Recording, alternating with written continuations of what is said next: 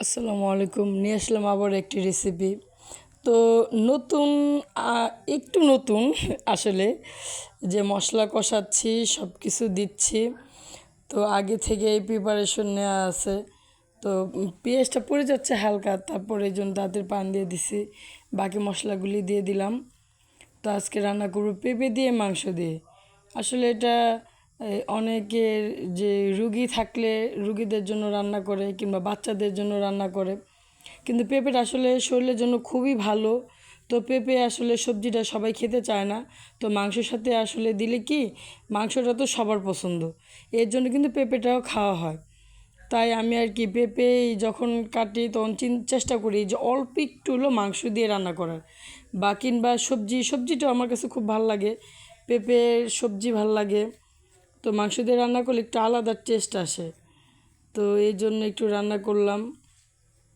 তো আমার কাছে তো ভালোই লাগছে, ভালোই লাগে, কি বলবো আর। তো আপনারা আসলে এইভাবে আমি যেভাবে রান্না করছি, তো আমি কিন্তু পেঁপেটা কষায় নিছি, সিদ্ধ করি নাই।